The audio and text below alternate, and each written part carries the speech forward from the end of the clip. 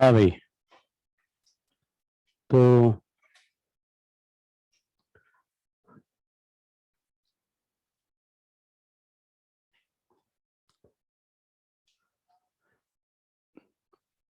दो चार बातें हैं, प्लेन मिरर की बातें चल रही है अभी।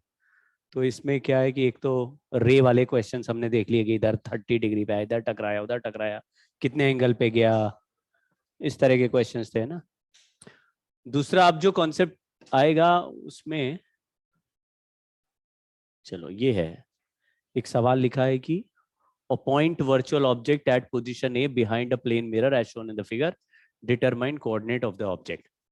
ये लास्ट क्लास में थोड़ी सी बात किया था कि अगर मान लो मिरर के सामने कोई ऑब्जेक्ट हो, ये प्लेन मिरर है, इसके सामने ऑब्जेक्ट है, तो इमेज पीछे बन जाएगा।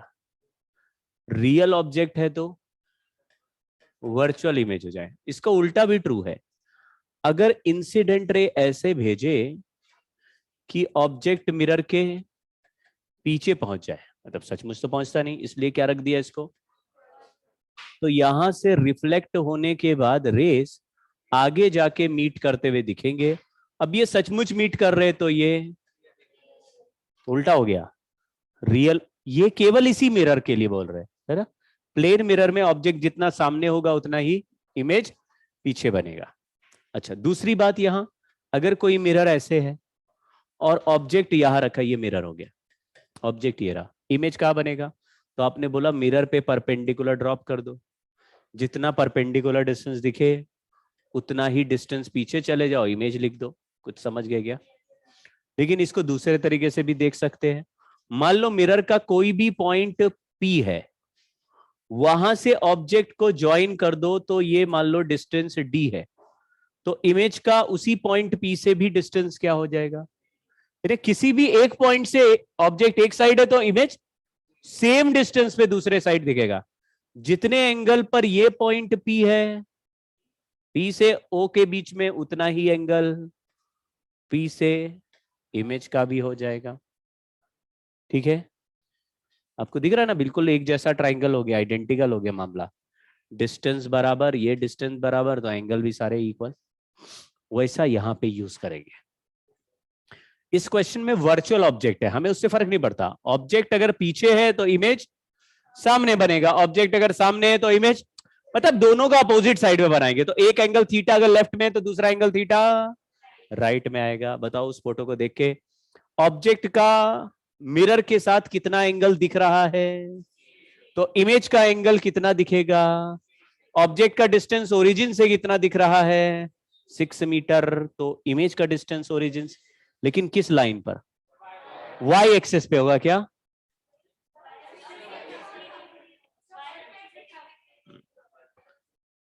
ये वाई बोल रहे थे, लल्लू अलर्ट आया था इधर। ये कितना एंगल है, लेकिन हमको तो ऑब्जेक्ट 60 डिग्री पे दिया है, तो इमेज भी 60 डिग्री फ्रॉम मिरर बनाना पड़ेगा। लेकिन ये पॉइंट को अगर O बोल दूं तो O से ऑब्जेक्ट का डिस्टेंस है, तो इस O से इमेज का डिस्टेंस भी होना चाहिए 6 मीटर। लेकिन इधर से 60, ये 30 है, ये कितना एंगल हुआ, 30 डिग्री। क्वेश्चन क्या पूछा है, कोऑर्डिनेट्स बताओ, कैसे निकालते कोऑर्डिनेट्स? ऐसा परपेंडिकुलर Y पे ड्रॉप करेंगे और परपेंडिकुलर X पे ड्रॉप करेंगे। ये 30 डिग्री है, 6 cos 30, यानी 6 इंटू √3/2, मतलब 3√3, और ये हो जाएगा 6 sin 30 यानी कि 3। तो कोऑर्डिनेट हो गया x, y -3, ये माइनस क्यों लिखा, समझ में आया क्या?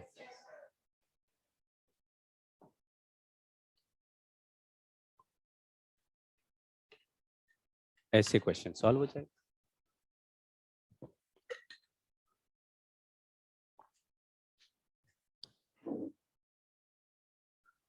समझ गए? तो परपेंडिकुलर डिस्टेंस नहीं भी दिया हो तो कोई भी टेढ़ा डिस्टेंस भी दिया होगा, उतना ही टेढ़ा डिस्टेंस पीछे चले जाओ। जैसा डिस्टेंस एक साइड दिया वैसे ही डिस्टेंस उसके दूसरे साइड में बना लो, सेम एंगल पीछे बना लो, आंसर आ जाएगा। अब एक पॉइंट और है, इसका भी सवाल एक आध बार कभी दिखा है किसी पेपर में।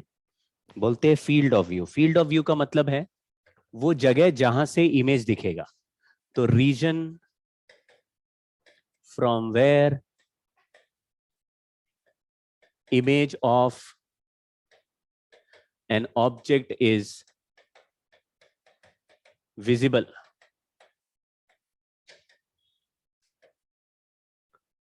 ठीक है, एक बार ट्राई करते हैं। अगर यहां कोई ऑब्जेक्ट है और उसका इमेज इधर बन रहा है और मिरर का एक साइज दिया हुआ है, तो इस ऑब्जेक्ट से निकलने वाले रे आखिरी बार मिरर के एज से टकरा के रिफ्लेक्ट होंगे। मतलब इसके अंदर से भी टकरा के रिफ्लेक्ट होंगे, लेकिन इसके बाहर कोई भी रे रिफ्लेक्ट। तो अगर ये रे ऐसे चल के गए तो हम अगर इस रीजन के बाहर चले गए, यहां से देखें, तो क्या रिफ्लेक्टेड रे हम तक पहुंच रहा है? तो रिफ्लेक्टेड रे इमेज तो बना रहा है, लेकिन मुझे ये इमेज दिखाई नहीं देगा क्योंकि मेरे पास रिफ्लेक्टेड रे नहीं आ रहा। समझे क्या? जैसे मान लीजिए किसी मिरर के सामने कोई ऑब्जेक्ट रखा है, तो आप अगर मिरर के सामने आप रहेंगे तो आपको उसका इमेज भी दिखेगा, लेकिन थोड़ा साइड में होते जाइए, थोड़ा और साइड में, तो कभी ना कभी इमेज दिखना बंद हो जाएगा। तो जिस जगह पर इमेज दिख रहा है उसको क्या बोल रहे हैं? Field of view. जिस साइट के लाइन ऑफ साइट पे इमेज रिफ्लेक्टेड रे पहुंच रही, तो ऐसे नीचे वाले पोर्शन से भी टकरा के रे का एक रेंज बनेगा। अगर इस रेंज के बियॉन्ड हो तो आप बोलेंगे इतनी जगह पे अगर हम हैं तो ये जगह क्या है?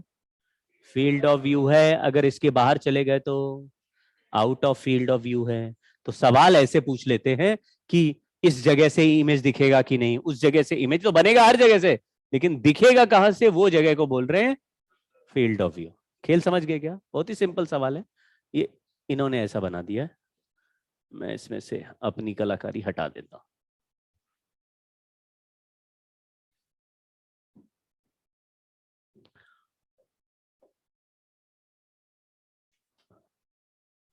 चलिए सवाल देखना। इसमें मिरर लगाया है, मिरर का लेंथ है L और सामने बल्ब है।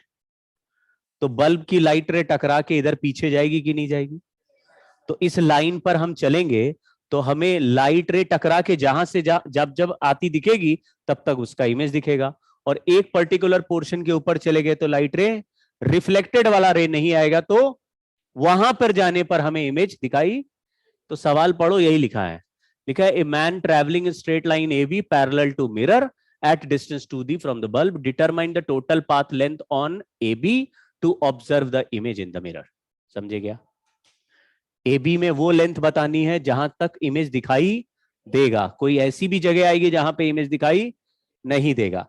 वो पॉइंट कौन से होते हैं? जो मिरर के एज से टकरा के पीछे जाते हैं। तरीका क्या है? तरीका है इसको सॉल्व करने का हमेशा सिमिलर ट्राइंगल्स। अब सिमिलर ट्राइंगल्स कैसे बनाने हैं? ऑब्जेक्ट का इमेज बना लो। इमेज कहां बनेगा? जितना सामने ऑब्जेक्ट है उतना पीछे ही इमेज बनेगा। इमेज से दो लाइंस ड्रॉ करो, एक मिरर के ऊपर के एज को टच करते हुए स्ट्रेट लाइन, और एक मिरर के नीचे वाले एज को स्ट्रेट लाइन टच करते हुए बना दो। ठीक है? तो आप ये दोनों स्ट्रेट लाइन जहां से यहां तक कट होंगी, बस उतना ही लेंथ को हम क्या बोलेंगे?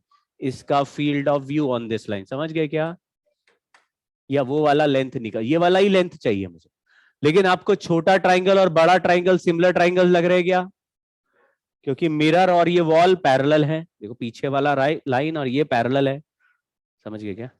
और ये सारे एंगल सेम है, यही स्ट्रेट लाइन ही चल रही है तो एंगल सेम है। तो छोटा ट्राइंगल बड़ा ट्राइंगल क्या है हमेशा? तो बताओ मुझे, ये डिस्टेंस कितना दिया है और ये डिस्टेंस कितना दिया है? ये लेंथ अगर L है, रेशो सेम करो, तो ये लेंथ कितनी हो गई? 4L। तो फील्ड ऑफ व्यू इस सवाल में कितना आ गया? 1 सेकंड में आंसर आ गया। समझ गए? तो जितना सामने ऑब्जेक्ट है उतना पीछे इमेज बना दो। फिर इमेज से दोनों को एज को टच करते हुए लाइन बना दो, दो ट्राइंगल बन गया, रेशो आ गया, तुरंत रेशो आ जाएगा। दिख गया क्या? सिमिलर ट्राइंगल दिखा?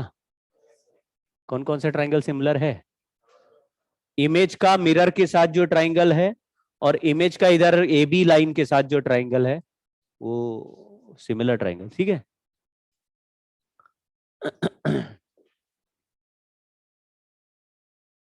फोटो बना हुआ था, चलिए। कभी भी फील्ड ऑफ व्यू निकालना है और आपको रिफ्लेक्शन कराना है तो मिरर के एज से रिफ्लेक्शन कराओ, नहीं तो इमेज पहले बना लो और इमेज को ज्वाइन करते हुए लाइन एज के साथ ड्रॉ कर लो, ठीक है।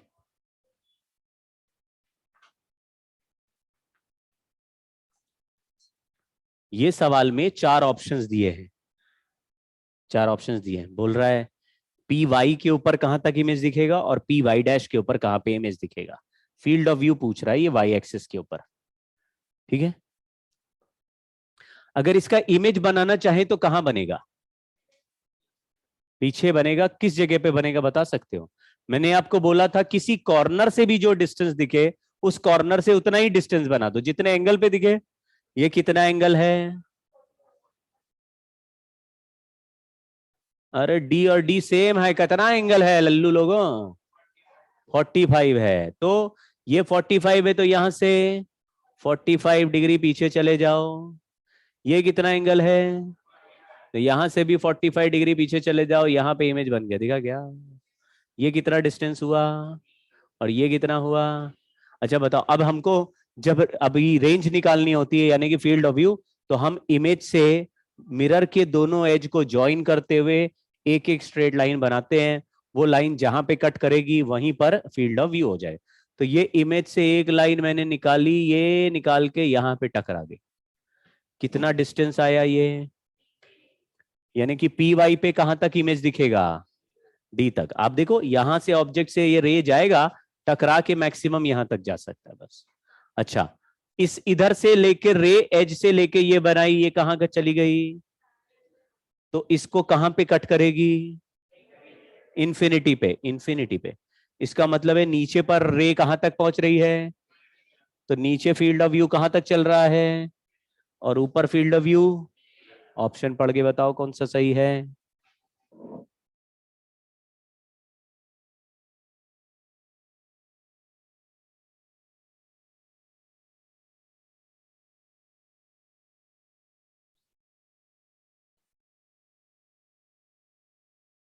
पूरा इलेबोरेट करके सी में पूरा ही लिख दिया है? तो सी से अच्छा तो ऑप्शन बना ही नहीं सकते थे, पूरा ही लिख दिया है। यहाँ पे डी दिखेगा, वहां इन्फिनिटी सारे वैल्यू पे दिखेगा, यही तो लिखा है, यही हमने निकाला। कोई कंफ्यूजन है? ठीक है, इसको देखो जरा।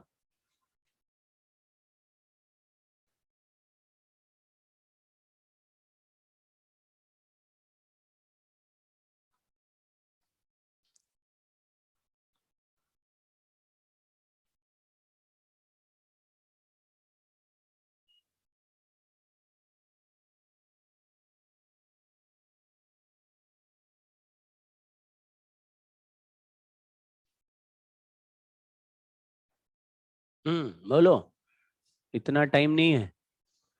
ऑब्जेक्ट कहाँ रखा है, सामने, इमेज कहाँ बनेगा, कितना डिस्टेंस पीछे बने, एल।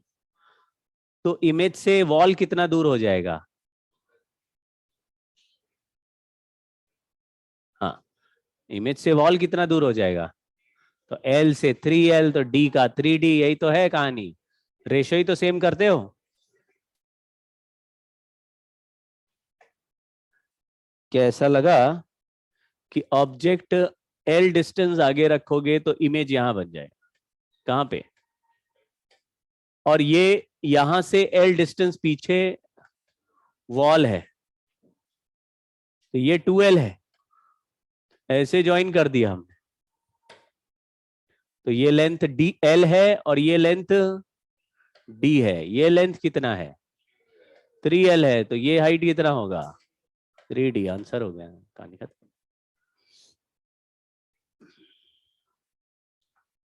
ये ऑलरेडी फोटो बना हुआ है तो आप देख लो। आपको पता है कि अगर पूरा इमेज देखना है तो साइज मिरर का हाफ होना चाहिए, इंसान के साइज का हाफ। अब अप्रोप्रिएटली लगाना पड़ता है, यानी कि ऊपर का एज अपने आईज और हेड के बिल्कुल बीच में, यहाँ टॉप के बीच में, और नीचे भी ऐसा देख लो, उसी को एनिमेशन बनाया हुआ है। ये इंसान हो गया कितना सेंटीमीटर, बहुत ही लंबा इंसान है मेरा, इमेज हो गया इसका। मिरर पूरा लिया हुआ है, हम एक्स्ट्रा पार्ट हटा देंगे। एक्स्ट्रा पार्ट मतलब जिसमें रिफ्लेक्शन की हमको जरूरत। तो आप देखो, हमको देखना है ये वाला, ये टोज का वाला पार्ट देखना है, यानी सबसे नीचे वाला। तो यहां से रे चल के मिरर से टकरा के आंखों तक पहुंचेंगे, तो फिर टोज का इमेज मुझे दिखने लगेगा। तो जिस पॉइंट से रिफ्लेक्टेड रे पहुंचेंगे, उसके नीचे का मिरर हमारे काम का नहीं है, क्योंकि सबसे नीचे वाले का इमेज हमको दिख रहा है, तो फिर उसके नीचे का एक्स्ट्रा मिरर हमको जरूरत। ऐसे ही ऊपर वाले हेड से जो रे टकरा के आईज में पहुंचेंगे, उसके ऊपर वाला मिरर भी हमको नहीं चाहिए। तो देखो बहुत मामला सिंपल है। ये हेड वाले रेज हो गए, आंखों तक पहुंच गए, तो आंखों को ये रेज ऐसे पीछे से आते हुए अपीयर होंगे, तो इसका इमेज दिखेगा आपको, समझ गए ना आप? इमेज जो है यहां दिखेगा। ऐसे ही टो से चल के यहाँ पे आंखों तक पहुंचेगा रेज। उसको पीछे एक्सटेंड करेंगे तो लेग्स यहां दिखेंगे, समझ गए क्या? मिरर के अंदर ही तो दिखेंगे ऐसे, ठीक है। अब ट्राइंगल 2 बन गए यहाँ पे, थोड़ा ध्यान दोगे तो पता चल जाएगा। देखना, ये एक्स्ट्रा मिरर हटा दिया, ये एक ट्राइंगल दिखा, और पीछे वाला बड़ा ट्राइंगल भी दिखा।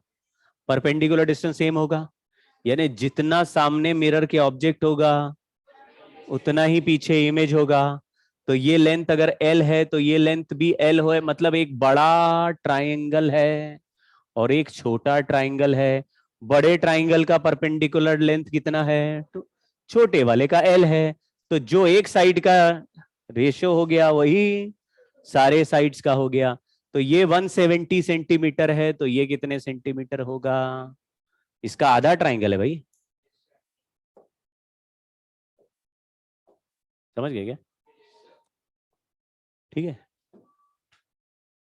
अब नंबर ऑफ इमेज का एक सिंपल फॉर्मूला है, वो मैं लिखा देता हूं। नंबर ऑफ इमेज के सवाल 100 साल से आए नहीं है, ना ही उम्मीद है, लेकिन चले जा रहा है तो पढ़ाए जा रहे हैं, इसलिए बहुत प्रैक्टिस और गहराई में नहीं जाएंगे। ऐसे नहीं कि 10 सवाल कर रहे हैं नंबर ऑफ इमेज के ही, कोई करेंगे नहीं। सिंपल सवाल लेंगे। देखो क्या होता है, एक ऑब्जेक्ट 2 मिरर के बीच में रख दें, तो आपको जितने भी इमेज बन रहे हैं उनका पता लगाने के लिए एक आसान तरीका यह है। देखो याद रखना, यहां पे कितने मिरर्स हैं? 2 मिरर ऐसे रखे, उनके बीच का टोटल एंगल बन रहा है थीटा। यहां पर जहां दोनों मिरर आपस में इंटरसेक्ट कर रहे हैं उसको सेंटर मान लो, और जो ऑब्जेक्ट का डिस्टेंस है उसको रेडियस मान लो। तो आप एक सर्कल ड्रॉ कर लो, इसी रेडियस आर का सर्कल बना लो, ठीक है। ये सर्कल पे ही सारे इमेज लाई करेंगे, क्योंकि आपको पता है कि मिरर के किसी भी पॉइंट से इमेज जितना दूर होता है, ऑब्जेक्ट जितना दूर होता है, इमेज भी। तो अगर ये आर है तो दूसरा डिस्टेंस भी आर है, तो दोनों आर एक ही सर्कल पे ही तो लाई करेंगे, ठीक है। तो हमने बोला all images will be formed on a circle whose center is at junction of mirrors या intersection of mirrors। जहां पे 2 मिरर आपस में ज्वाइन हो रहे हैं वहां पे सेंटर ले लो, सर्कल बना लो, सारे के सारे उसी सर्कल पर ही लाई करेंगे। अब कितने इमेज बनेंगे कैसे डिसाइड होगा? कम से कम 2 तो बनेंगे, क्योंकि कितने मिरर हैं। तो अगर एक मिरर पे परपेंडिकुलर ड्रॉप किया तो ये परपेंडिकुलर सर्कल को कहीं ना कहीं कट करेगा। तो पहले क्या किया आपने? सर्कल, देखो करना नहीं है, लेकिन अगर कोई कहे ड्रॉ करके ही बता, मान लो ऐसा कोई चैलेंज आपके सामने आ गया कि आपको ड्रॉ करके बताना है इमेज कहां कहां बनेंगे, तो आप पहले क्या करो, 2 मिरर जहां पे टकरा रहे हैं उस पॉइंट को सर्कल मान के ऑब्जेक्ट को रेडियस लेके पूरा एक सर्कल घुमा लो। फिर सर्कल पे परपेंडिकुलर ड्रॉप करोगे तो ये परपेंडिकुलर सर्कल को कहीं कट करेगा। ये मिरर 1 है, ये मिरर 1 ने बनाया हुआ पहला इमेज है, ठीक है। ऐसे ही इस मिरर पे परपेंडिकुलर ड्रॉप करोगे तो ये भी सर्कल को कहीं कट करेगा। ये मिरर 2 है तो ये I2 है, ये मिरर 2 क्या बनाया हुआ प्राइमरी इमेज है, ठीक है।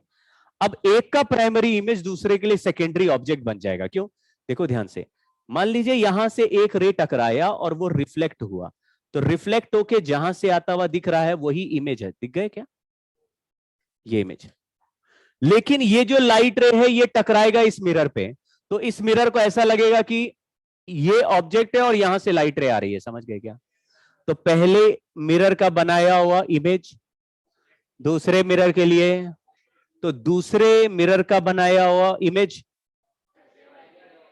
देखो ये ऐसे रिफ्लेक्ट हुआ, ये इधर रिफ्लेक्ट हुआ, तो यहां से आता हुआ अपीयर हो रहा है, ये ऐसे जाके दूसरे मिरर पे टकराया, दूसरे मिरर से टकरा के फिर मुड़ेगा, तो आपस में ये मिरर कई बार आपस में रेस को रिफ्लेक्ट करते रहेंगे। अगर कई बार रिफ्लेक्ट करेंगे तो हर रिफ्लेक्शन के करस्पॉन्डिंग एक इमेज बनेगा, तो मल्टीपल इमेजेस बनेंगे। समझ गए क्या?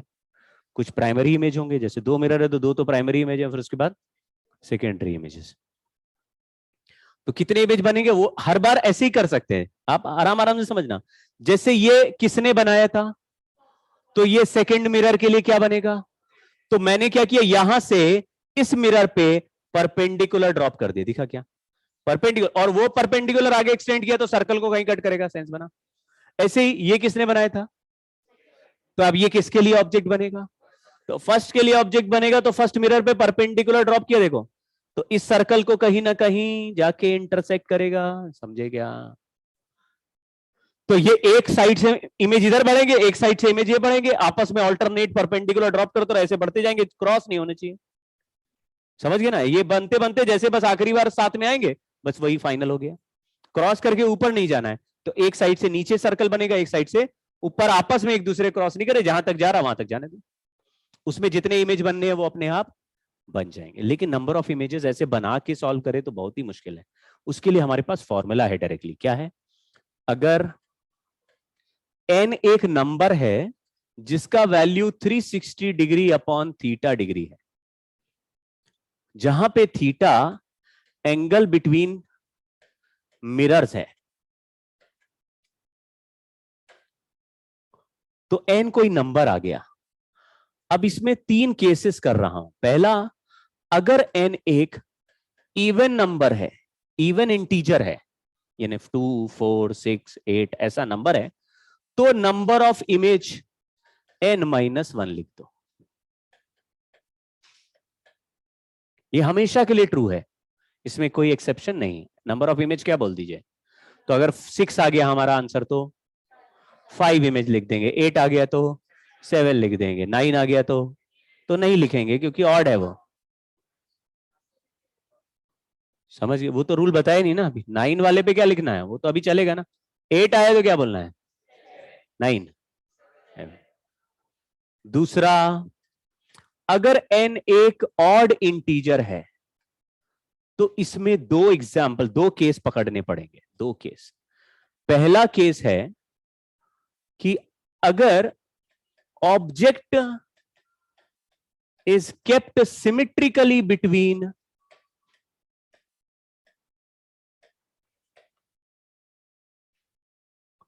बिटवीन टू मिरर्स, मतलब हुआ कि alpha equal to theta by 2। देखो आप फोटो में, अल्फा क्या है, एक मिरर से बना हुआ एंगल है और दूसरे साइड से बन रहा है थीटा माइनस अल्फा। लेकिन हमने क्या बोला, कहां पे ऑब्जेक्ट को रख दो, सिमेट्रिकली बीच में, यानी कि अगर मान लीजिए दोनों के बीच में थीटा एंगल है तो ऑब्जेक्ट कहां रख दिया, थीटा बाई 2 पे। तब number of image, then number of image is n-1। और सेकेंड एग्जाम्पल है इसका, अगर object is not at theta by 2, तो नंबर ऑफ इमेज n लिख दो, n ही रहेंगे। फिर कितने इमेज है, तो 9 आ गया, ऑड इंटीजर आ गया, तो फिर क्या चेक करोगे, हाँ अगर बिल्कुल बीचों बीच है तो 8 आंसर बोलोगे, अगर कहीं भी रखा हुआ है तो 9 बोलोगे। तो उसमें इंफॉर्मेशन एक्स्ट्रा गिवन होगी। ठीक है, ऐसे तो सवाल कभी आते ही नहीं, तो फिर क्या गिवन होगी, लेकिन आ ही गया तो साफ साफ देते हैं। तीसरा है कि अगर एक n एक नॉन इंटीजर नंबर है, यानी कि फ्रैक्शन के साथ है, 3.8 4.5 ऐसा नंबर है, तो number of image is integer part of n। इसको ग्रेटेस्ट इंटीजर फंक्शन बोलते हैं। ग्रेटेस्ट इंटीजर का मतलब होता है जो इंटीजर वाला डेसिमल के पहले वाला जो पॉइंट लिखा रहता है, नंबर लिखा रहता है, वही आंसर बोल देना है। तो 4.9 आ गया तो आंसर क्या हो जाएगा? राउंड ऑफ नहीं करना, क्या बोलना है? और 4 पे फिर दूसरा कोई रूल मत लगाना कि सर 4 तो इवन हो गया, इवन में तो n-1 होता है। समझ गए? तो क्या आंसर हो जाएगा? 4.9 है तो 4 हो जाएगा, 4.7 है तो भी 4 हो जाएगा। ठीक है, तो थीटा अगर 72 डिग्री है तो इमेज क्या आना चाहिए? थीटा अगर 72 डिग्री है तो इमेजेस का नंबर कितना आना चाहिए? 5 आना चाहिए। अगर ऑब्जेक्ट बिल्कुल थीटा बाई 2 पे रख दिया तो 4 आंसर भी हो सकता है। 5 आना चाहिए, 4 तब होगा जब बिल्कुल बीच में। वो 5 से 4 होने का मतलब ये होता है कि आखिरी के दो इमेज जो है बिल्कुल ओवरलैप कर जाते हैं। अगर ओवरलैप कर गए तो वो अलग अलग काउंट में नहीं आएंगे, ओवरलैप हो गए तो आपका एक नंबर क्या हो जाएगा? कम। अगर थीटा बिल्कुल बीचों बीच नहीं है तो इमेज अलग हो जाते हैं। एक मिरर से देखोगे अलग बनेंगे, दूसरे से अलग बनेंगे तो अलग दो इमेज दिखेंगे। और अगर मिलके एक हो गए तो number of image reduce by 1 हो जाएगा। ठीक, ऐसे नंबर ऑफ इमेज का फॉर्मूला हो गया, याद हो गया? इसमें कोई दिक्कत ही नहीं है, मतलब याद ही करना है कौन सा। हाँ, सवाल पढ़ो।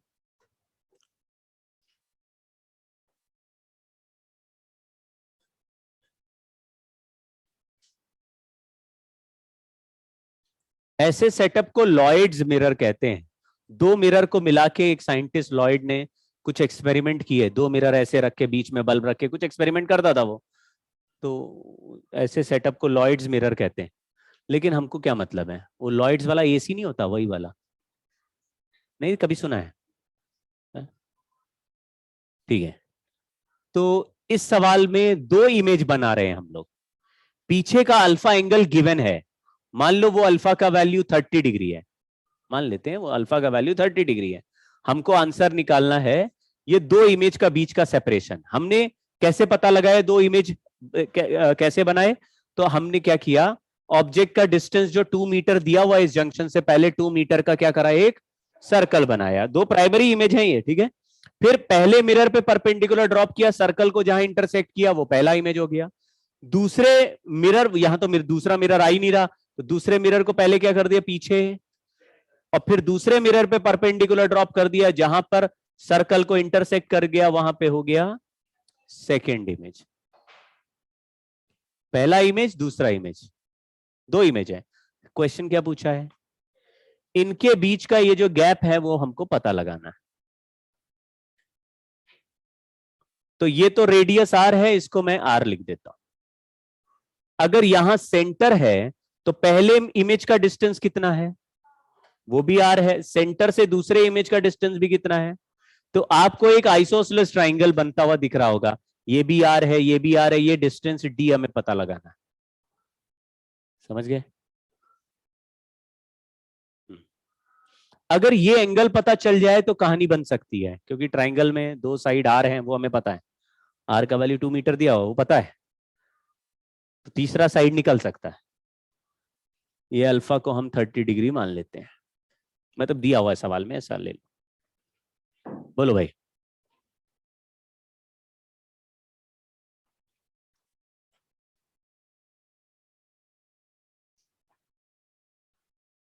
चलो थोड़ा मैथमेटिक्स है। अगर यहां का एंगल पता चल जाए तो ये एंगल पता चल पाएगा कैसे? हाँ बचपन में पढ़ते थे, बचपन में पढ़े थे। हाँ हाँ बचपन ही था वो, अभी भी बचपन चल रहा है। हाँ, सेम नहीं होता, अब कुछ और बोलो। सेम के अलावा कुछ और बोल दो। नहीं सेम नहीं होता तो कुछ और बोलो कोई। डबल होता है। सेंटर पे जो एंगल होता है वो एज वाले एंगल का डबल होता है। मतलब अगर कोई कॉर्ड मतलब कोई भी सर्कल को दो पॉइंट से ज्वाइन करके अगर आप एज को ज्वाइन कर दो सर्कल के और सेंटर को ज्वाइन कर दो, तो एज का एंगल हमेशा सेंटर वाले एंगल का आधा होगा, या एज वाला जो एंगल है वो सेंटर पे डबल एंगल होएगा। तो अगर यहाँ पे थीटा लिख दे तो यहाँ अभी ये एंगल कैसे निकालें, क्योंकि ये आ गया तो ये आ जाएगा, ये आ गया तो ये तीसरा वाला साइड आ जाएगा।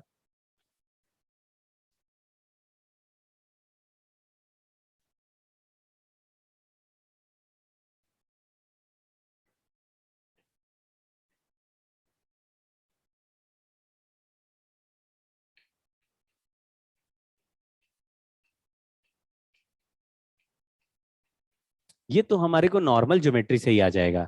नॉर्मल मतलब ये पहला मिरर दिख रहा है, ये क्या है, पहले मिरर का परपेंडिकुलर है। ये दूसरा मिरर दिख रहा है, तो ये क्या है, दूसरे मिरर का परपेंडिकुलर। पहले मिरर और दूसरे मिरर के बीच में कितना एंगल टिल्ट दिख रहा है? नहीं नहीं नहीं, ये वाला ही बोल दो। जैसे ये पहला मिरर चल रहा है, तो पहले मिरर को कितना टिल्ट करके दूसरा मिरर बन जा रहा है, देखो ऐसे। Second mirror is tilted by only 30 degree to make second mirror, correct. ये फर्स्ट मिरर चल रहा है, तो सेकेंड मिरर को कितना मोड़ दिया है, मोड़ दिया मतलब रोटेट कितना कर दिया है, 30 डिग्री रोटेट कर दिया, ऐसे 30 डिग्री रोटेट कर दिया। ये फर्स्ट मिरर का नॉर्मल है, और इसको 30 डिग्री रोटेट कर दिया, तो सेकंड मिरर का नॉर्मल फर्स्ट मिरर के नॉर्मल के साथ कितना एंगल रोटेट हो गया, सेम 30 डिग्री। दिखा क्या? ये एक नॉर्मल है और एक मिरर है। फिर मैंने पहले मिरर को 30 डिग्री रोटेट कर दिया, तो सेकंड मिरर है और ये सेकंड नॉर्मल है, तो ये सेकंड नॉर्मल पहले नॉर्मल से कितना एंगल टिल्टेड दिख रहा है। फर्स्ट नॉर्मल ऐसा है, कितना एंगल रोटेट हो रहा है देखो, फिक्स है ना। जितना एंगल मिरर को रोटेट करोगे उतना ही एंगल नॉर्मल भी। ये तो पढ़ा हुआ है हमने, एक मिरर को ऐसा थीटा रोटेट करते तो नॉर्मल भी थीटा ही रोटेट हो जाता था, याद नहीं है क्या? तो ये नॉर्मल, दोनों नॉर्मल के बीच में कितना एंगल है, ये एक का नॉर्मल है दूसरे का नॉर्मल है, कितना टर्न हो गया, वही 30 डिग्री। यहाँ पे क्या लिख देंगे, अल्फा। एक और तरीके से देखो, ये एक मिरर है, ये दूसरा मिरर है, मैं इसमें तो एक्सटेंड करके परपेंडिकुलर, जैसे मान लो इस पे नॉर्मल ड्रॉ कर दूं और इस पे भी नॉर्मल ड्रॉ कर दूं, तो यहां ये एंगल अल्फा है, ध्यान से देखना, ये अल्फा है, ये कितना एंगल है, 180 माइनस अल्फा, ये कितना एंगल है, ये कितना एंगल है, 90 प्लस 90 तो 180 हो गया। एक क्वाड्रिलेटरल में चारों एंगल का सम क्या होता, 360 में तो 180 यही निपट गए, तो इन दोनों का सम क्या होगा, इसमें ये 180 माइनस अल्फा है, तो ये कितना होगा, ये कितना होगा। तो यहां पे क्या एंगल लिख दिया, ये अल्फा है, तो ये कितना हो गया, 2 अल्फा। तो अब ये एक ट्राइंगल बना रहे हैं, जिसमें ये भी रेडियस आ रहा है, ये भी रेडियस आ रहे हैं, यहाँ पे 60 डिग्री है, परपेंडिकुलर ड्रॉप कर दिया सामने वाले साइड पे, यहाँ पर भी 30 लिख दिया, यहाँ पर भी 30, ये हो गया आर साइन 30, अल्फा लिख देते हैं, और इधर भी लिख दिया आर साइन अल्फा। तो बोलो डी का वैल्यू क्या आ गया, ये पूरा डिस्टेंस को डी बोल रहे हैं, 2r, आर की जगह साइन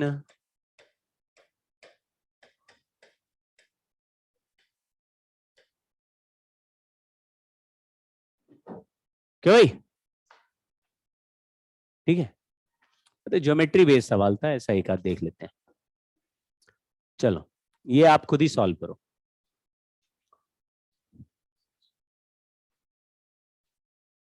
अरे वाह, 6 मीटर ही है आंसर।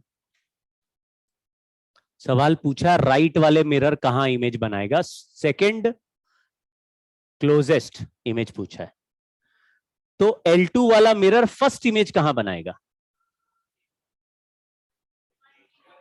फर्स्ट 1 मीटर आगे ऑब्जेक्ट है, तो इमेज कहां बनाएगा, 1 मीटर। लेकिन पहला इमेज नहीं पूछा है, कौन सा वाला पूछा है, सेकंड इमेज पूछा है, तो सेकंड इमेज के लिए ऑब्जेक्ट कहां लाएंगे, तो बोल रहे जो L1 का इमेज बनेगा वो L2 के लिए ऑब्जेक्ट हो जाएगा, करेक्ट, वही तो L2 के सामने आ जाएगा, सेंस बना गया। तो बोलो L1 ये इमेज कहां बनाएगा, ये तो 4 मीटर यानी 2 मीटर पीछे यहां पे L1 ने इमेज बनाया, ये L1 का इमेज। अब ये मिरर इसी ऑब्जेक्ट को कहां पर देख रहा है, अपने से मिरर से 5 मीटर सामने, तो ये इमेज कहां बना देगा? अपने से 5 मीटर पीछे। ये सेकंड इमेज है, फर्स्ट इमेज तो यही बना दिया था इसने।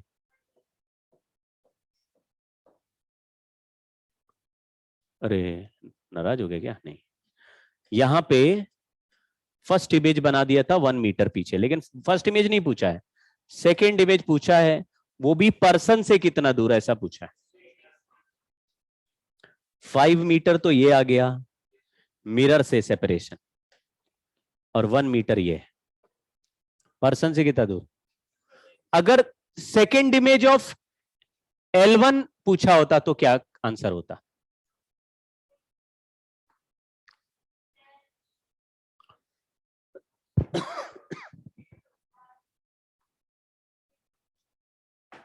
पर्सन से कितना दूर?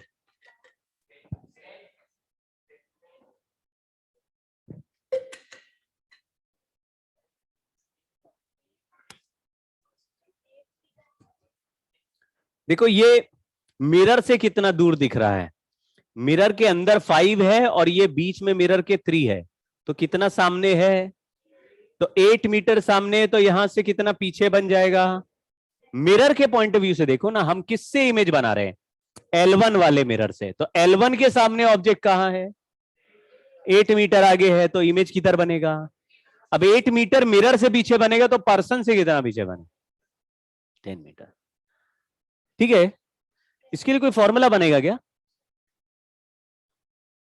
इसके लिए बनेगा, वेलोसिटी ऑफ इमेज का सवाल पूछा जा रहा है आजकल, वेलोसिटी ऑफ इमेज। तो इस सवाल में क्या करना है, दो कंपोनेंट पहले तो वेलोसिटी ऑफ ऑब्जेक्ट के लेने। देखो यहां पे ये ऑब्जेक्ट है, ये ऑब्जेक्ट, और ये मिरर है, और यहां पे इमेज है। ऑब्जेक्ट जितना सामने है, इमेज उतना पीछे है, लेकिन हमें वेलोसिटी बनाना है किसका? इमेज का। हमको किसका वेलोसिटी गिवन है? ऑब्जेक्ट का। देखो ऑब्जेक्ट का वेलोसिटी मैंने लिखा vo, मिरर का वेलोसिटी लिख दिया vm, और इमेज का वेलोसिटी लिख दिया vi, और इसको लिख दिया v पैरेलल, और इसको लिख दिया v पैरेलल। पहला मुद्दा यह है कि अगर वेलोसिटी के दो कंपोनेंट बनाए, एक मिरर के पैरेलल हो और दूसरा मिरर के परपेंडिकुलर हो, तो vo vm vi वो परपेंडिकुलर वाले वेलोसिटीज हैं। यहां लिख देते vo vm and vi are perpendicular to mirror.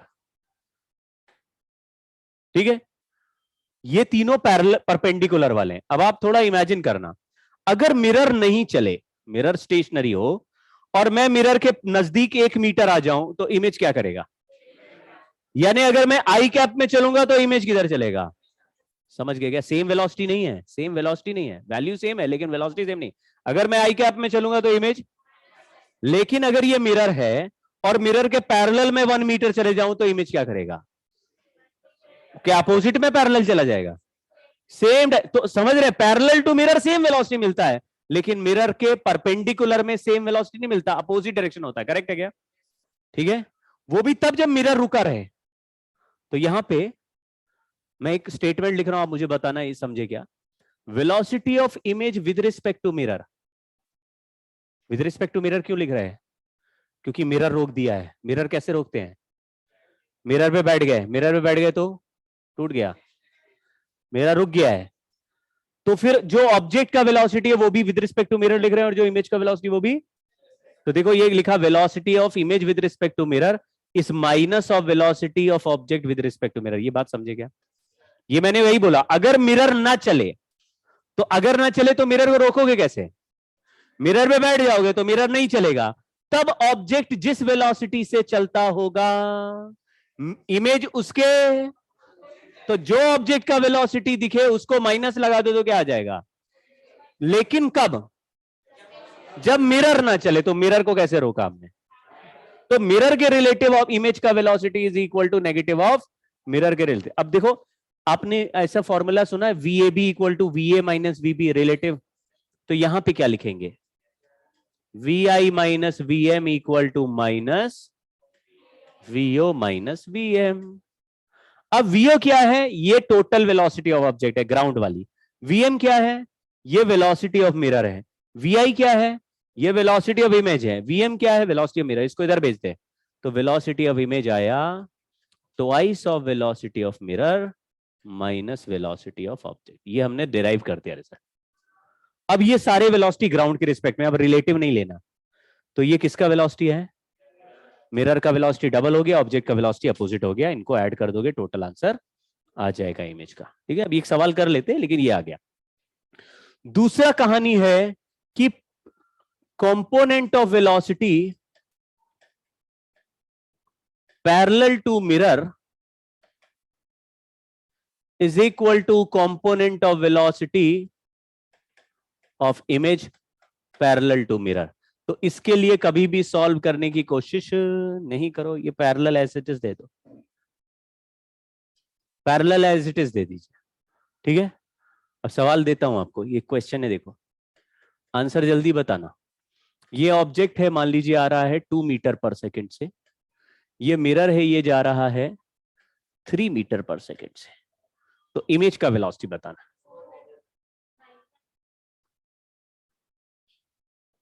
इसमें वैल्यू रख देने बस। ये दोनों वेलोसिटी हमने राइट में लिए हैं कि कोई लेफ्ट में है, दोनों राइट में है, तो ये अगर आई कैप हो गया तो ये भी, मतलब ये भी पॉजिटिव है, ये भी पॉजिटिव है, वहां पर रख दो, 4 ही आ जाएगा। ठीक है ना, तो वेलोसिटी ऑफ इमेज +4 आ रहा है या -4 आ रहा है, +4 क्या बता रहा है कि इमेज भी राइट में ही चलेगा। समझ गए क्या, ठीक है, पढ़ो।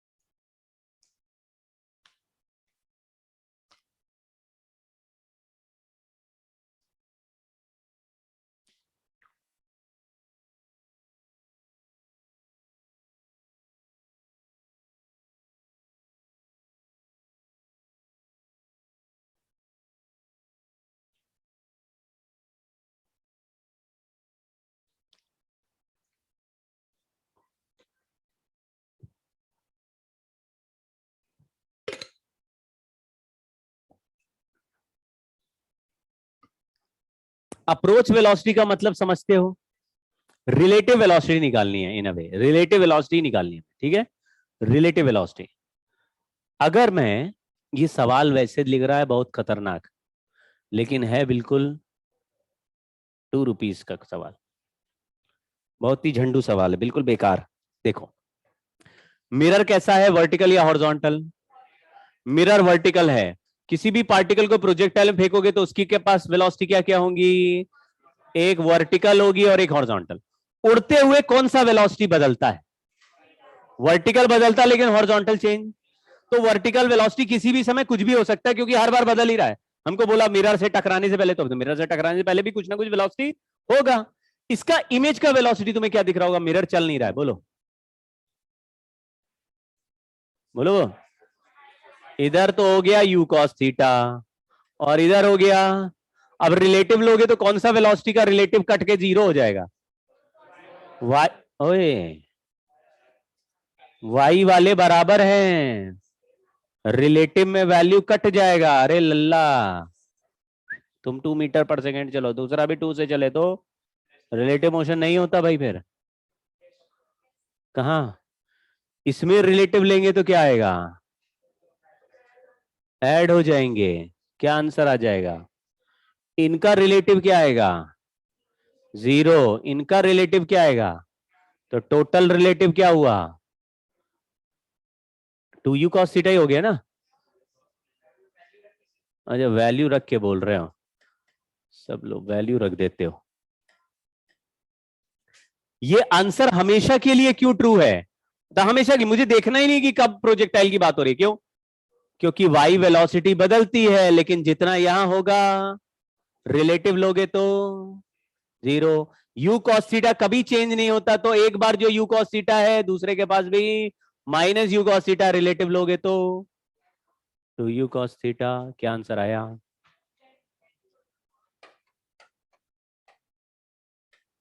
तो 5 मीटर के आगे पूछा है, 10 मीटर के बाद पूछे, उससे क्या फर्क पड़ रहा है, कहीं भी जाए कुछ भी करे। चलिए एक क्वेश्चन और करते हैं। किसी भी सवाल में मिरर अगर ना चले और पार्टिकल चले और उसका वेलोसिटी इमेज निकालना हो, तो पहले पार्टिकल के वेलोसिटी के दो कंपोनेंट कर लेने चाहिए। कौन कौन से? एक मिरर के पैरेलल और दूसरा मिरर के। इस सवाल में कितने मिरर्स हैं? दो मिरर हैं, तो कितने इमेज बनेंगे? दो तो बनेंगे ही, एक एक तो प्रिंसिपल इमेज बनेगा ही। तो इसने जो इमेज बनाया उसका वेलोसिटी कुछ ना कुछ आएगा, इसने जो इमेज बनाया उसका भी वेलोसिटी कुछ ना कुछ आएगा। सवाल क्या पूछा है? इन दोनों वेलोसिटी का रिलेटिव वेलोसिटी क्या है। समझ गए? कितने इमेज बन रहे हैं, तो उनके दोनों का रिलेटिव वेलोसिटी पूछा है। क्वेश्चन समझ गए? अब मुझे बताओ, अगर ये ऑब्जेक्ट ऐसे चल रहा है तो ये सारा वेलोसिटी तो मिरर के पैरेलल ही दिख रहा है, तो इस समय इमेज का वेलोसिटी क्या दिखेगा? इसमें कंपोनेंट करना नहीं पड़ रहा, क्यों? क्योंकि पैरेलल चलोगे तो सेम वेलोसिटी दे देते हैं, परपेंडिकुलर चलोगे तो अपोजिट दे देते हैं। करेक्ट है क्या? तो यहां पर इमेज बना दिया और उसका वेलोसिटी क्या लिख दिया। तो अब ये इमेज का वेलोसिटी इस ऑब्जेक्ट के वेलोसिटी का एग्जैक्ट सेम है। मतलब इस इमेज का इस इमेज के साथ रिलेटिव निकालें या ऑब्जेक्ट का इमेज के साथ रिलेटिव निकालें, कोई फर्क नहीं पड़ेगा, आंसर सेम आना चाहिए। क्यों? समझ गए क्या? ये समझे क्या?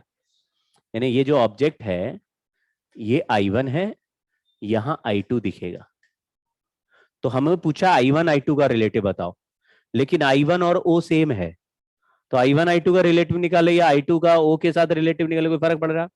अब मुझे बताओ, किसी भी ऑब्जेक्ट का वेलोसिटी अगर दिया हो और मिरर सामने दिया हो, तो इमेज का वेलोसिटी निकालने के लिए क्या करना चाहिए? आप कहेंगे दो कंपोनेंट कर दो। किधर किधर? मिरर के पैरेलल। पहले मिरर तो ड्रॉ कर दें, तो मिरर ड्रॉ कर दिया मैंने, तो यहां एंगल थीटा है, यहां कितना आया? ये थीटा आ गया। तो कंपोनेंट बोलो, इधर कितना हुआ? v cos theta. इधर कितना हुआ? अब इमेज के पास क्या क्या पहुंचेगा बोलो? v sin थीटा इधर आ गया और v cos थीटा पैरेलल हो गया। कोई प्रॉब्लम आ रही है इसमें? अब बताओ, रिलेटिव लेना इन दोनों का, क्या आंसर आ जाएगा? v रिलेटिव आ गया।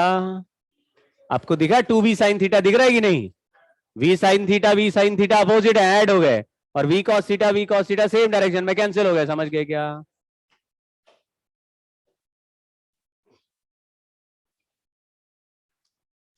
ऐसी बात हुई, 2v sin थीटा आंसर हो गया। समझे गया? तो तरीका समझ गए? चलिए एक सवाल का जवाब आप लोग दीजिए। ये एक प्लेन मिरर है, इसके सामने एक ऑब्जेक्ट है जो चल रहा है 53 डिग्री पर, वेलोसिटी 10 मीटर पर सेकंड दिया है। मिरर का वेलोसिटी ऐसे कर दिया, 1 मीटर पर सेकंड कर दिया। मिरर का वेलोसिटी ऑब्जेक्ट की तरफ है 1 मीटर पर सेकंड। तो पूछा गया इमेज का वेलोसिटी बताओ और एंगल भी बताओ। करो।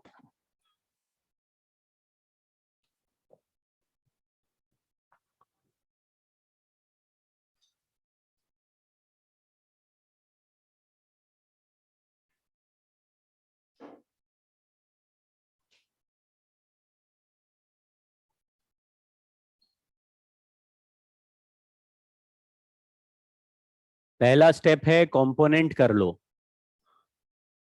दूसरा है जो परपेंडिकुलर वाले कंपोनेंट होते हैं उनके लिए फॉर्मूला लगा दो, क्योंकि इस सवाल में मिरर चल रहा है, इसलिए फॉर्मूला 2Vm माइनस वीओ ऐसा लगाना पड़ेगा।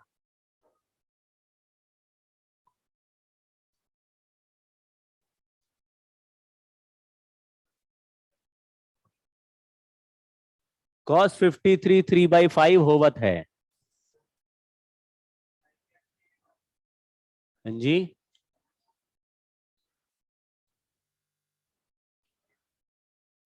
रिलेटिव नहीं पूछा, वेलोसिटी इमेज पूछा।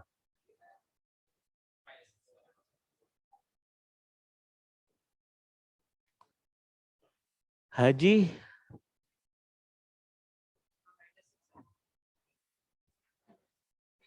अबे ऑब्जेक्ट का वेलोसिटी 6 है नालायक। तुमने पहले कंपोनेंट करे कि नहीं करे? उल्टा बोल सकते हो। अबे तो उसका रिजल्टेंट निकाल दो ना लल्लू राम। हाँ 8√2 बोलो, 45 बोलो, बहुत अच्छे, जवाब आ गया। नहीं आया? 8√2 आएगी नहीं? चलो चेक करते हैं।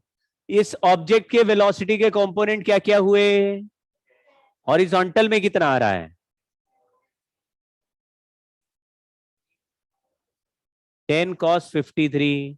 cos 53 का वैल्यू होता है 3/5, तो कितना हुआ? बहुत ही मुश्किल है। 10 cos 53, cos 53 का वैल्यू है 3/5। अब यही कैलकुलेशन चल रहा है सर, क्या आएगा मालूम नहीं पड़ा।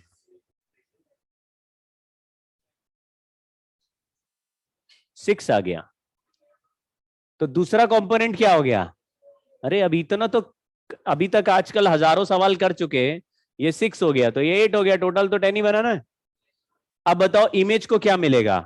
तो पहले तो लिख दो इमेज को, तो 8 तो फ्री में ही मिल जाएगा काहे। अब इसको मैंने +6 लिख दिया तो ये -1 लिखना पड़ेगा। क्यों? तो वेलोसिटी ऑफ इमेज का फॉर्मूला क्या होता है? तो 2 × -1 -+6 आंसर आया। -8 का मतलब किधर होगा? ये रहा, यहां 8 लिख दिया, लेफ्ट में लिख दिया, एरो बन गया, साइन हटा दिया। अब इसका रिजल्टेंट कितना होगा? वेलोसिटी ऑफ इमेज का आंसर हो गया 8√2 मीटर पर सेकेंड। एंगल कितना हो गया? 45।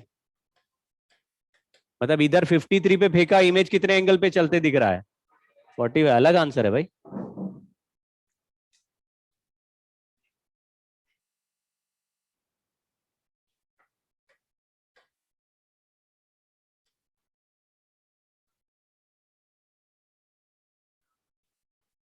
चलिए आगे बढ़ते हैं। स्फेरिकल मिरर में दो तरह के शेप होते हैं, एक कॉनकेव मिरर होता है और एक कॉन्वेक्स मिरर। ऐसा सुना है कभी? ठीक है, तो इसमें कौन सा वाला मिरर, कौन सा वाला है?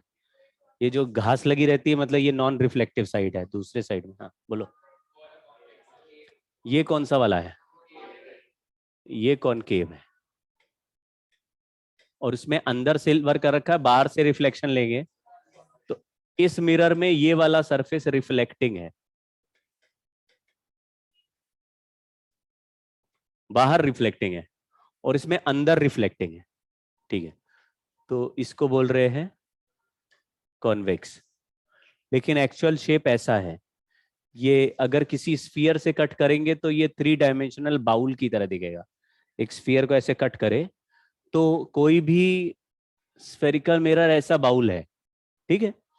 तो इस बाउल पर ही बाहर ब्लॉक कर दिया है, अंदर से रिफ्लेक्शन ले रहे, कॉनकेव मिरर हो गया। ठीक है, अगर बाउल को तुम ऐसे ग्राउंड पे रख दोगे, यानी जमीन पे हॉरिजॉन्टल टेबल पे रख दो, तो बाउल ऐसे दिख रहा है, तो उसका एक ना बिल्कुल बीचों बीच एक सेंटर पॉइंट ऐसा होगा जो टेबल को टच कर रहा होगा। उसको इस पूरे कर्वेचर का, यानी इस पूरे शेप का ज्योमेट्रिकल सेंटर बोलता हूं। ज्योमेट्रिकल सेंटर, इस ज्योमेट्री का सेंटर है ये। इसी का दूसरा नाम क्या रख दिया? पोल। इस पोल को इसके सरफेस का सेंटर ऑफ कर्वेचर से ज्वाइन कर दिया, तो इसको बोल दिया प्रिंसिपल एक्सिस। तो यहां पर भी ये पॉइंट क्या हो गया है?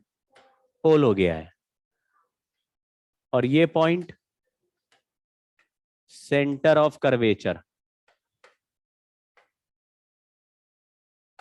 ये डिस्टेंस सी से लेकर पी तक का डिस्टेंस क्या है? रेडियस ऑफ कर्वेचर हो गया। और ये सी से पी का मिलाने वाला लाइन को क्या बोल रहे हैं? Principal axis. तो बेसिक बेसिक पिक्चर हमें को पता चल गई। ठीक है, केवल एक ही चीज इंफॉर्मेशन पे ध्यान देना, यहां शेप क्यों बताया है। देखो मान लो जैसे ये मिरर है, ये मिरर हो गया, तो इसकी ज्योमेट्री का मिड पॉइंट ये लग रहा है, तो इसको बोल दिया पोल। और पोल से इस पूरे कर्वेचर का सेंटर ज्वाइन किया, ये पूरा जो सर्कल बन रहा है इसका सेंटर को ज्वाइन किया, तो इसको क्या बोल दिया, प्रिंसिपल एक्सिस। ठीक है। अब मान लीजिए इस मिरर को यहां से तोड़ दूं, तो ऊपर वाला हाफ एक अलग मिरर हो गया, नीचे वाला हाफ एक अलग मिरर हो गया। तो ऊपर वाले हाफ का पोल कहां पे है, उसके मिड पॉइंट पे पहुंच गया, और नीचे वाले का पोल उसके मिड पॉइंट पे पहुंच गया। तो अगर ये कर्वेचर है तो उसका सेंटर यहां पे होगा, देखो यही तो कर्वेचर चल रहा है, तो ये सेंटर से पोल को ज्वाइन किया तो प्रिंसिपल एक्सिस ऊपर चला गया, और यहां पे इसके सेंटर से ज्वाइन किया तो ये प्रिंसिपल एक्सिस हो गया। ऐसा हमें लग रहा है, ऐसा होता नहीं है। ठीक है। पहले तो ये जो भी मिरर तोड़ दोगे, तो मिरर एक्चुअल शेप में बाउल जैसे, कटोरी जैसे होते हैं, उनको तोड़ दोगे तो वो बाउल रहेंगे नहीं। ठीक है। तो उसका point P centre of curvature कभी होगा ही नहीं, मतलब ज्योमेट्रिकल सेंटर नहीं बन सकता। तो मैं टूटा हुआ बाउल अगर आपको दिखाऊं तो ऐसे दिखने लगेगा। कुछ समझे क्या, ये टूट गया है बाउल, समझ गए। तो क्या इसका मिड पॉइंट इसका सेंटर हो जाए, ऐसा कटोरी खरीदोगे क्या, तो दाल डाली बह गई, समझ गए क्या, ये बाउल है क्या। तो अगर टूटा हुआ मिरर है तो वो कंप्लीट मिरर का हिस्सा है, तो वो कंप्लीट मिरर नहीं है। तो आपको पोल उसके मिड पॉइंट पे नहीं बोलना है, पहले उसको बाउल कंप्लीट करना है। तो आप कहेंगे जी हमने क्या किया, जितना भी दिया हुआ था टूटा हुआ मिरर उसको मैंने एक्सटेंड कर दिया, उसको एक्सटेंड करके पहले पूरा बाउल बनाया, फिर उसका जो सेंटर आया वो पोल हुआ। तो फिर कट करने के पहले जो पोल था और बाद में पोल है उसमें कोई डिफरेंस नहीं आता। तो यहां पे मैंने एक मिरर को कट किया, तो पोल यहीं पर, अगर मैंने पोल से कट किया तो पोल यहीं पर है जहां पर पहले था। बस अगर मिरर को अलग अलग कर देंगे तो उसका पोल उस मिरर के साथ चला जाएगा, लेकिन पोल अपनी पोजीशन चेंज, समझ गए क्या, समझ गए क्या। ऐसा लेंस में भी बोलेंगे। तो लेंस में जो हमारा ज्योमेट्रिकल सेंटर होगा वो जहां होगा वहीं होगा। अगर लेंस का टुकड़ा दे दिया तो बोला इसका ज्योमेट्रिकल सेंटर बताओ, पोल कहां पे है, तो तुम ये नहीं कह देना जो टुकड़ा है उसके ही मिड पॉइंट पे पोल है, उसके मिड पॉइंट में नहीं, पहले का एक्सटेंड करके क्या करो, कंप्लीट करो। जैसे मान लो ये ऐसा लेंस है, तो इसका ज्योमेट्रिकल सेंटर यहाँ पे ओ है, ये ओ पॉइंट हो गया, यही इसी को पोल बोलो थोड़ी देर के लिए। अभी किसी ने बोला हमारे पास लेंस का केवल एक टुकड़ा है, इतना ये वाला, तो इसका ऑप्टिकल सेंटर कहाँ है, तो आप बोले यही है, यही रहेगा ऑप्टिकल सेंटर, तो यहाँ पे कहाँ दिखाएंगे, इसके बीच में लगा दे क्या। तो पहले क्या करो, इसको जितना भी नहीं है पोर्शन वो उसको अलग से बना लो कि एक्सटेंड कर दिया। तो आपको ये पता चला कि किसी टुकड़े का भी ज्योमेट्रिकल सेंटर या ऑप्टिकल सेंटर या पोल वही रहता है जहां पे पूरे ऑब्जेक्ट का था। अगर कोई टुकड़ा देंगे तो अलग अलग, समझ गए ना, शेप के मिड पॉइंट पे नहीं पहुंचा देना है, वो जो बाउल है उसके ही मिड पॉइंट पे रहेगा, समझ गए। इतनी बात का ध्यान रखना है। तो अगर मैंने एक एक मिरर को तोड़ के दो मिरर बनाए और अलग अलग कर दिया दोनों को, ऐसे ऊपर वाला टुकड़ा ऐसे कर दिया अलग और नीचे वाला टुकड़ा ऐसे अलग कर दिया, तो पोल इसका यहां पर है, इसका यहां पर है, कुछ समझे क्या। अगर इन दोनों मिरर को वापस जोड़ दे तो वापस पूरा बाउल बन जाएगा, पोल एक ही जगह आ जाएगा, समझ गए। क्योंकि दोनों मिरर अलग किया तो पोल शिफ्ट नहीं हुआ, समझ गए। उसका पोल यहां पे नहीं गया, उसका पोल उसके शेप के उसी पॉइंट पे जहां पहले था, बस मिरर आप हटा रहे हैं तो पोल वहीं पे है जहां पहले था, बस वो भी हट रहा है क्योंकि मिरर हटा रहे हैं, समझ गए। तो अगर मैंने बोला कि प्रिंसिपल एक्सिस कहां है, तो आपको बोलेंगे ऊपर वाले मिरर के लिए प्रिंसिपल एक्सिस ये हो गई और नीचे वाले मिरर के लिए प्रिंसिपल एक्सिस ये हो गई, कुछ समझे क्या। अगर वापस जोड़ दे तो एक ही पोल एक ही प्रिंसिपल एक्सिस, ठीक है क्या। तो इसकी प्रिंसिपल एक्सिस कैसे बनाई, तो हमने इसको पहले पूरा एक्सटेंड कर दिया, एक्सटेंड करने के बाद पोल से सेंटर ज्वाइन कर दिया, ठीक है ना। प्रिंसिपल एक्सिस चेंज करेंगे ना फिर पोल चेंज करेंगे। अगर मिरर को कट करेंगे तो पोल वहीं जहां पहले था, प्रिंसिपल एक्सिस भी वहीं जहां पहले थी, ठीक है। अब मैंने लिखा यहां पे light ray is incident parallel to principal axis at angle theta, find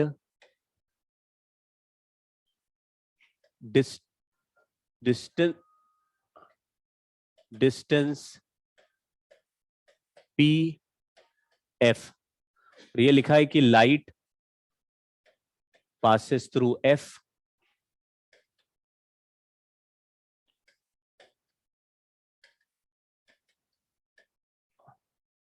of principal axis। देखो, लाइट रे इंसिडेंट करा, टकरा के वो जिस पॉइंट से पास किया उसका नाम क्या लिख दिया, F, और जहां पोल है वो दिख रहा है, और ये सेंटर। क्वेश्चन पूछा पोल से F पॉइंट का डिस्टेंस कितना है। तो अगर parallel to principal axis light ray भेजते, टकरा के कहां से पास करता है, बहुत बड़ा शॉक लगने वाला था, कहां से, फोकस से पास करता है, और फोकस का डिस्टेंस मिरर से कितना होता है, बोलते हैं कि जितना डिस्टेंस है सेंटर से, तो इसको डिस्टेंस को बोलते हैं आर, यानी रेडियस ऑफ कर्वेचर। तो एफ का आंसर क्या आना चाहिए, r/2। ठीक है, लेकिन मैं सॉल्व कर रहा हूं, r/2 नहीं आएगा। ठीक है, और यही समझने की कोशिश करेंगे क्यों नहीं आएगा। ध्यान से देखना, एंगल ऑफ इंसिडेंस क्यों रखा, मतलब कितना रखा, थीटा। ये लाइन प्रिंसिपल एक्सिस के पैरेलल है, यहां थीटा तो यहां भी थीटा होगा, ऐसा आपको अल्टरनेट दिख रहा है, देखो।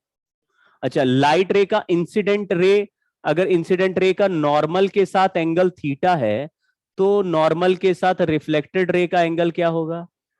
आपको ये लॉ ऑफ रिफ्लेक्शन समझ में आया। अच्छा, आप ये जो C से यहां N तक का डिस्टेंस, ये नॉर्मल को N बोल रहे, C से N तक का जो डिस्टेंस है वो रेडियस R के बराबर है, ये भी समझ गए, ये तो पता होगा। सरफेस को कहीं से भी ज्वाइन कर दोगे सेंटर से तो नॉर्मल हो जाता है, और सेंटर से लेकर सरफेस तक का हर पॉइंट R, ये रेडियस ऑफ सर्कल ही तो है। अच्छा, तो ये पूरा डिस्टेंस R है, यहां पे भी एंगल थीटा बन रहा है, यहां पर भी थीटा बन रहा है। अगर आइसोसेलेस ट्राइंगल बोले तो ये भी x है, तो ये लेंथ भी x है, आपको दिख रहा है। तो एक ट्राइंगल मैंने लिखा CFN, CFN ट्राइंगल दिखा, यहां पे ऐसे एक लाइन बनी हुई है, ये लेंथ x है और इधर भी लेंथ x है, इधर भी एंगल थीटा है, ये भी एंगल थीटा है, ये डिस्टेंस r है। अगर हम परपेंडिकुलर ड्रॉप कर दे तो ये हाइपोटेनियस हो जाएगा, परपेंडिकुलर, तो इतना लेंथ हो जाएगा x cos थीटा, ये लेंथ भी कितना हो जाएगा, ये पॉइंट को बोल रहे C, इसको बोल रहे F, तो 2x cos theta equal to R हो गया, तो x का वैल्यू r/2 cos थीटा हो गया, ये x का वैल्यू आ गया r/, यहां से यहां तक r/2 cos थीटा, लेकिन P से लेकर C तक का डिस्टेंस R है और इतना r/2 cos थीटा है, तो ये PF कितना हुआ, तो PF का वैल्यू हुआ R माइनस x, यानी कि R minus r/2 cos theta. तो ये r/2 नहीं आया, आंसर आया R minus r/2 cos theta. इससे ये पता चला कि कोई भी रे जो प्रिंसिपल एक्सिस के पैरेलल होती है वो फोकस से पास नहीं करती है।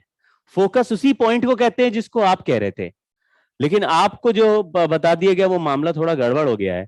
कोई भी रे जो प्रिंसिपल एक्सिस के पैरेलल है वो फोकस से पास नहीं करती है, वो जिस पॉइंट से भी पास करेगी उसका वैल्यू थीटा पर डिपेंड करेगा, यानी कि इंसिडेंट रे कितने एंगल पर इंसिडेंट की गई थी उस पर डिपेंड करेगा कि किस पॉइंट से पास करेगी, और उसको फोकस नहीं कहते। तो फिर फोकस किसको कहते हैं और कहां से आया।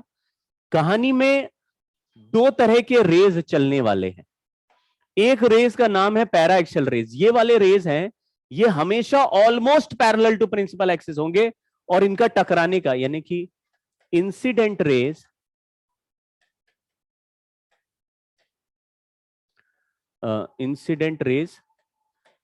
striking the mirror very close to pole and at small angle and at, एक बार कोशिश करता हूं, ये मैंने क्या बोलने की कोशिश किया। अगर मान लो एक मिरर है और रे पोल के बिल्कुल पास इंसिडेंट किया जाए, बिल्कुल पास, और सेंटर यहां है, तो इसका जरा नॉर्मल ड्रॉ करके देखो, ये एंगल जो थीटा इंसिडेंस है वो कैसा हो गया है, बहुत बहुत स्मॉल हो गया। तो अगर लाइट रे को पोल के बिल्कुल पास, पैरेलल रे भेज रहे हैं लेकिन पोल के पास रखेंगे, तो उसका एंगल ऑफ इंसिडेंस कैसा हो जाएगा, बहुत स्मॉल हो जाएगा। ऐसे वाले रेज जो पोल के आसपास टकराते हैं और स्मॉल एंगल पे टकराते हैं, उनका नाम हमने क्या रख दिया है, पैरा एक्सियल रेज। अगर इन रेज के लिए पीएफ का वैल्यू निकालें, जिनके लिए थीटा टेंडिंग टू जीरो, यानी कि एंगल आई, एंगल आर, ये सब टेंडिंग टू जीरो चले, तो पीएफ का वैल्यू हो जाएगा R minus R by two cos theta. Theta का वैल्यू जीरो रखे तो कॉस थीटा का वैल्यू 1 हो जाएगा, तो ये आंसर आ जाएगा आर बाय। अब जो एफ पॉइंट है इसको हम फोकस कहेंगे, और इस लेंथ को F is equal to R by two को फोकल लेंथ कहेंगे। लेकिन ये लेंथ किन रेस के लिए, मतलब फोकस वही पॉइंट है जो आर बाई टू डिस्टेंस पे है, उसको ही फोकस बोल रहे हैं, लेकिन सारा रे फोकस से पास करे, ये स्टेटमेंट गलत है। मैंने जो बोला समझ गए, ऐसा नहीं कहना सर जो बड़े एंगल पे टकराएंगे तो उनका फोकस क्या होगा, फोकस रेस का नहीं होता, फोकस मिरर का होता, वो ऑलरेडी डिफाइंड कहां पे है, आर बाई टू पे, फोकस उसी को कहेंगे। लेकिन फोकस से ही सारे रेस पास करें ऐसा जरूरी, तो कौन से रेस फोकस से पास करेंगे उनको पैराक्सियल बोलेंगे।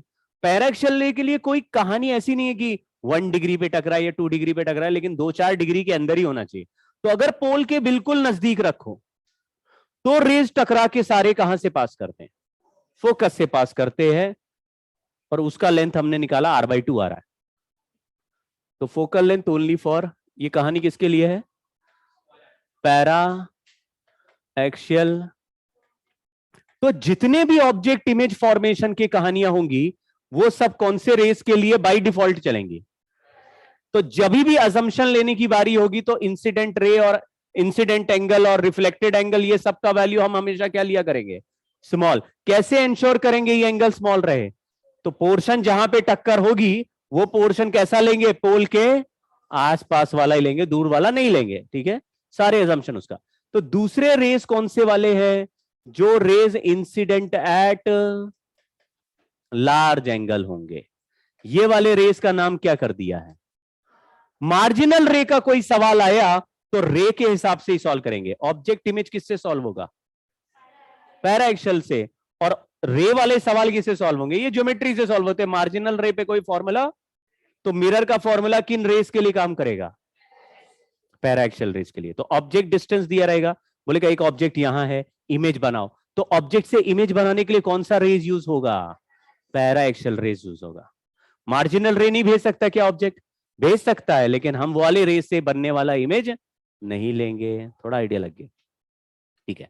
मेरा सवाल दूसरा भी है कि एक्चुअली ये एक डिफेक्ट है, ये एक फैक्ट भी है कि अगर मान लीजिए जैसे सन है, कहां पे है, बहुत दूर है, इंफिनिटी डिस्टेंस हो गया, सन से आने वाले रेस कैसे हैं, आप बोलोगे पैरेलल बीम है, ऑब्जेक्ट इंफिनिटी होता है तो रेस कैसे आते हैं, पैरेलल आते हैं। अब इतना बड़ा मिरर हमने लगा दिया सन के रास्ते में, तो रेज आ रहे हैं सारे, तो कुछ रेज ऐसे आ रहे हैं जो पोल के आसपास टकराएंगे, तो वो कहां पे मर्ज होके मीट करेंगे, फोकस पे जो आर बाई टू है। और जो कुछ रेज हैं जो किनारे किनारे टकराएंगे, वो बड़े एंगल पे टकराएंगे, उनको बोलेंगे मार्जिनल रेज, तो वो फोकस पे नहीं, वो कहीं और जाके टकराएंगे। तो यानी कि पास वाले रेज एक अलग जगह फोकस पे जाके मर्ज हो रहे हैं, इमेज बना रहे हैं, और दूसरे रेज अलग जगह बना रहे हैं, तो सन का इमेज जो ना फैला हुआ बन जाएगा। क्यों, डिस्टॉर्टेड इमेज, क्योंकि हर रे क्या कहता है, हम अलग जगह इमेज बनाएंगे, दूसरा रे क्या बोल रहा है, हम अलग जगह इमेज बनाएंगे, तीसरा क्या बोल रहा है हम, तो यहां से लेकर यहां तक ऐसा फैला हुआ आपको सर्कल दिखेगा, आप कहेंगे भाई शार्प इमेज नहीं आ रहा, डिफेक्ट आ गया इमेज में। इसको बोलते हैं spherical aberration, spherical defect, spherical aberration किसको बोलते हैं, ये मिरर के स्फेरिकल शेप की वजह से ऐसा हो रहा है कि एक जगह पर फोकस नहीं आ रहा, मतलब हमारे लोकल लैंग्वेज में एक जगह फोकस नहीं आ रहा, या बोलो जहां पर फोकस है सारे रेज फोकस पे मर्ज नहीं हो रहे, सब अलग अलग जगह मर्ज हो रहे हैं। तो बोलिए इसको कैसे रेक्टिफाई किया जाए। अरे लेंसवा नहीं रे, मिरर है, हाँ, बोल रहे हैं कि स्फेरिकल है तो लेंस का यानी मिरर का शेप बदल दो। तो मिरर का शेप कैसा रखें? तो नहीं, अब ऐसा शेप सचमुच दुनिया में होता, बोलते हैं उसको पैराबोलिक शेप। पैराबोला का एक ही फोकस होता है, कहीं भी रे भेज दो।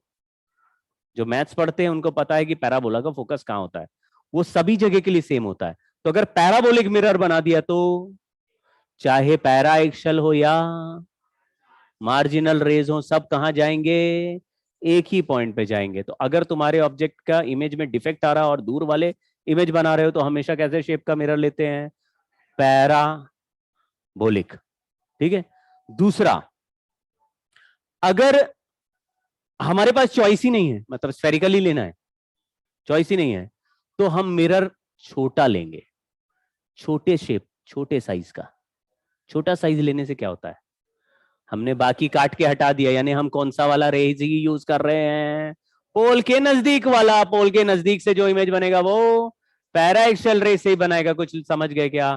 तो मिरर इतना बड़ा था, उसमें से छोटा काट दिया, इतना छोटा सा टुकड़ा काट दिया पोल के आसपास का, और उससे इमेज बना रहे तो फिर से शार्प बनने लगेगा, क्योंकि फालतू वाले जो रेज नहीं पहुंच रहे थे फोकस पे, वो रेज हमने हटा दिए, उनको इंसिडेंट होने नहीं दिया। खेल समझे क्या? तो हम लोग बोलते हैं कि अगर तुम्हें पैराएक्सियल रेज चाहिए तो आप मिरर को कट कर दो और स्मॉल एरिया यूज करो। स्मॉल एरिया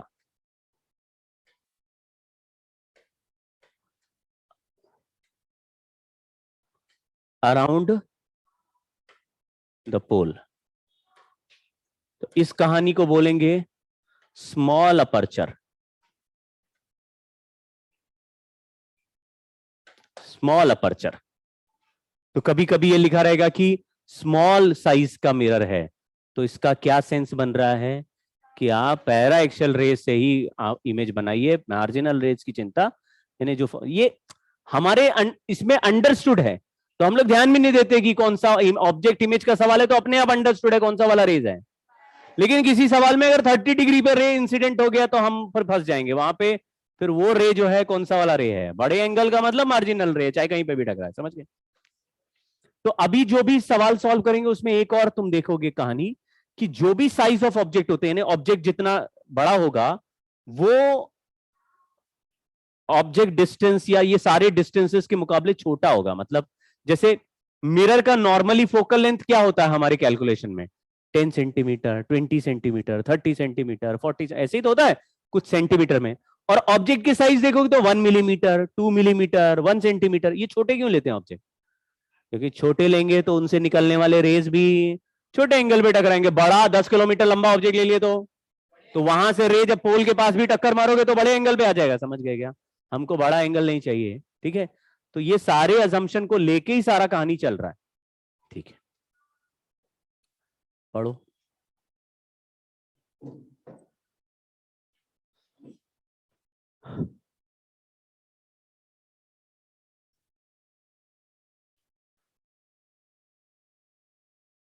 अभी थोड़ा लॉजिक पकड़ में आया क्या?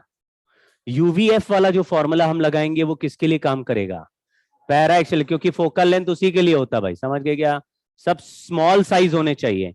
स्मॉल साइज क्यों चाहिए? जिससे कि रेस पैरा एक्सेल बन पाए। तो देखो क्या लिखा है, formula connecting UVF spherical mirror is valid only for mirrors whose size are very small as compared to radius of curvature. तो हमने क्यों छोटा लिया हुआ है साइज ऑफ स्मॉल अपर्चर वाली बात कर दी इन्होंने। क्यों भाई? साइज ऑफ मिरर भी कैसा होना चाहिए? स्मॉल। और साइज ऑफ ऑब्जेक्ट इमेज भी कैसे होने चाहिए? स्मॉल होने चाहिए as compare to distance and radius and focal length. समझे क्या?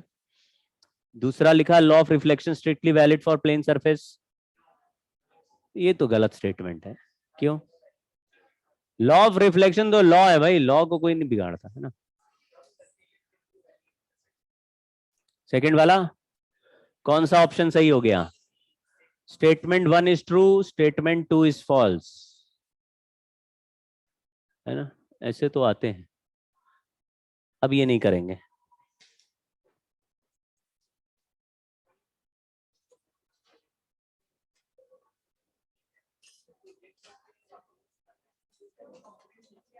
अरे नीचे भी आएगा तो मिरर में भी, मैं इसलिए चिंता नहीं कर रहा क्योंकि जो पैरेलल है वो तो सेम ही रहेगा, तो रिलेटिव लेते समय वो कट जाना है ना। तो जो इनिशियल मोमेंट पे है वही फाइनल भी रहे।